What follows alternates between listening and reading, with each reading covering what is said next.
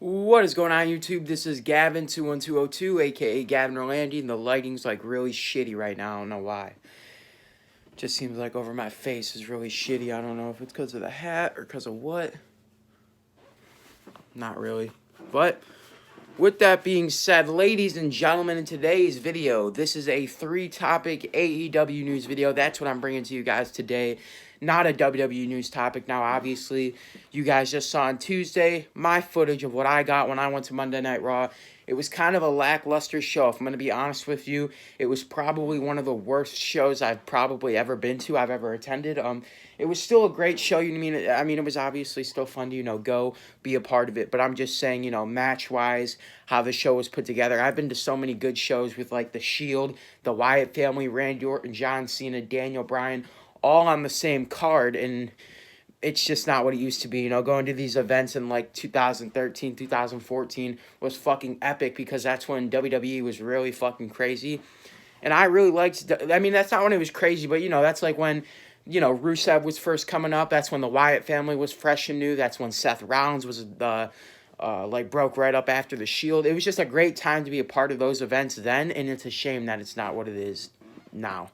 So, with that being said, I'm not going to waste any more of your time on WWE talk. We're going to hop right into the AEW news of today's video. So, 3, 2, 1, here we go.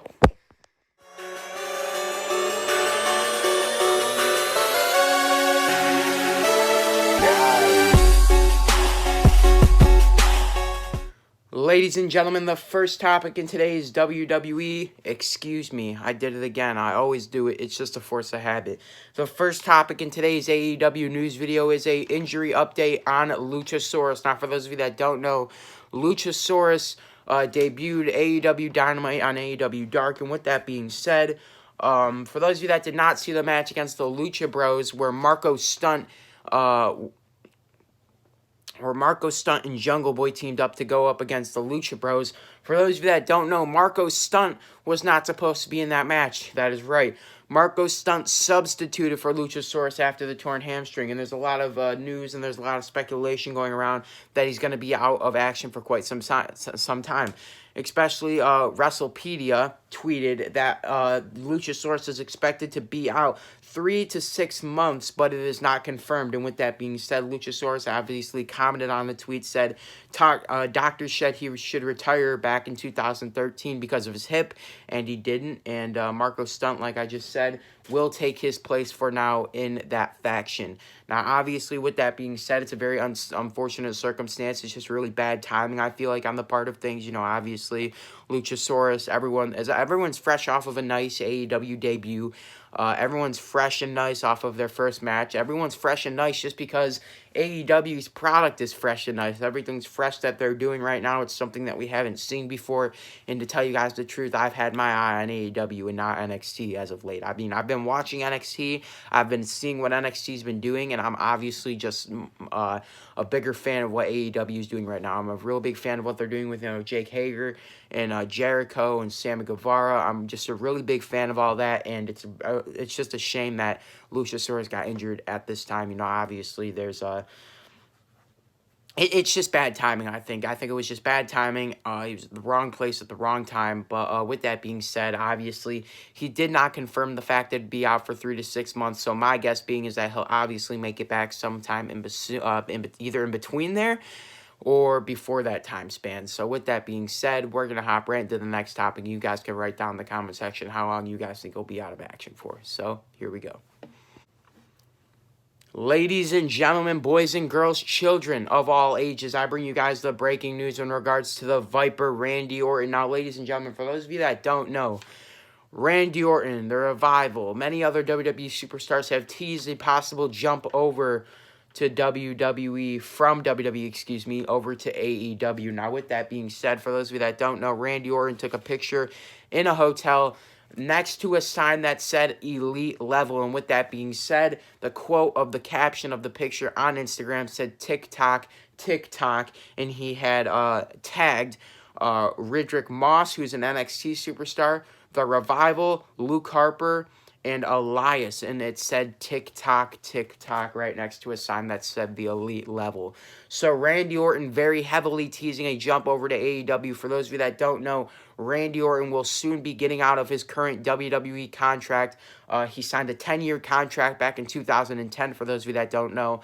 And with that being said, there's not much time before that contract comes up. It expires, and it's either time for Randy Orton to re-sign with the company, or it's time for him to do something else with his pro wrestling and move over to AEW. Now, obviously, I don't see this happening. I don't see Randy Orton jumping ship at all. I could see guys like the Revival, Luke Harper, and Elias. Maybe not even Elias, but I could see them all jumping ship to be a part of AEW. Now, Randy Orton, just because of the fact of the legend that he is in the business and how big he is in WWE, that's like saying, John Cena would hop ship to AEW, I feel like, but I mean, I guess the possibilities are all out on the table. It's very possible that Randy Orton actually does become a part of AEW, but I wouldn't expect it, and I don't know if you guys are going to, but that's something that I'd really like you guys to sound off with down in the comments. Do you guys think Orton's going to jump ship to AEW? I mean, he's heavily teasing it, and he's been heavily teasing it ever since the talks came out that AEW was actually going to be a thing. There's been news about Randy Orton. There was news about Brock Lesnar. There was news about Cain Velasquez. There was so much news about so much superstars going to AEW, and it's just unfortunate that we haven't seen anymore besides PAC and Jon Moxley jump ship. So maybe a couple more in the future, but as of right now, I don't feel like anyone else is going to leave the company unless they're either released, fired, or whatever it may be. So, ladies and gentlemen, for those of you that don't know, we have one more topic in today's video, and that is the main event topic of today's AEW news video. I don't know if I said at the beginning of this second topic, I don't know. I might have said the next topic in today's WWE news video. If I did say that, I didn't mean to say that. So right now, we're going to hop right into the third and final topic of today's AEW news video. Here we go. Ladies and gentlemen, for those of you that did not see AEW Dynamite last night, the main event was Jon Moxley, formerly known as Dean Ambrose, going up against PAC, formerly known as Neville. Now, with that being said, ladies and gentlemen, Dave Meltzer of the Wrestling Observer newsletter said that AEW is conditioning fans for an eventual big pop with the draw that they hosted. Now, obviously, for those of you that did not watch, PAC versus Jon Moxley ended in a time limit draw. Obviously, Moxley very upset, hit his finisher, hit the DDT on the referee, and obviously, with that being said, AEW is kind of conditioning fans for something a little bit different. Now, obviously, this is not something that you would see in WWE. You're not going to go into a ring and you're not going to see Undertaker and Triple H end in a time limit. You're not going to see any match in WWE end under going over time limit. It's just something different, and it's kind of a thing because AEW, for those of you that don't know, a lot of their stars are guys that have never competed in the States. They've never competed in the U.S., either because they didn't want to or because they never had the opportunity to. And for those of you that don't know, AEW runs a lot of tactics from wrestling promotions kind of outside of the U.S. So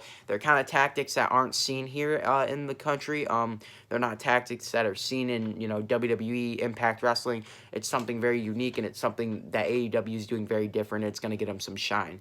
Now, obviously, with that being said, AEW tactics, obviously, referring to, old school things, obviously things that you would see in Japan, things that you'd see in NJPW, things you might possibly see in Ring of Honor.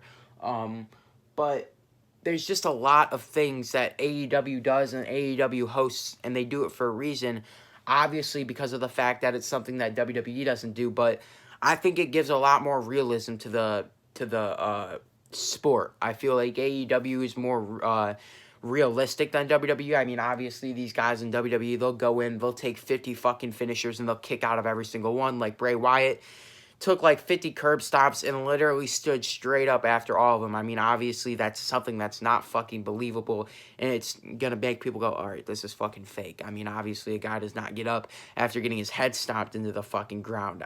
Once. One time, one fucking curb stomp should be the end of a match, and that's it. You don't kick out of that shit. I mean, obviously, if you're sitting there and you get your fucking head stomped into the ground, you're going to be fucking either knocked out or dead. So, obviously, WWE just coming in, it just all ties in with things. I mean, AEW, I like what AEW is doing. Like I said, I've said it many times in the video, just because it's different, it's a new product, it's something fresh that I haven't seen or any of us have seen, and I think that's kind of the main majority reason of why AEW has been destroying NXT in the ratings. So, with that being said, for those of you that watched NXT last night, let me know how it was. I did look at highlights on YouTube. I mean, obviously, I saw the amazing triple threat match between Roderick, Keith Lee, and Dominic Dijakovic. It was an amazing match. I was hoping that Dijakovic would win, but he did not. And obviously, I missed the fact that Finn Balor turned heel, so that was pretty epic to hear about as well. So with that being said, you guys already know what it all is in order for me to bring you all the latest WWE news, rumors, headlines, and updates. I need you guys to like this video, favorite this video, share this on every social media platform that is humanly possible, and do me one final thing, and definitely subscribe. Thanks, guys. Love y'all. Gavin 21202 out.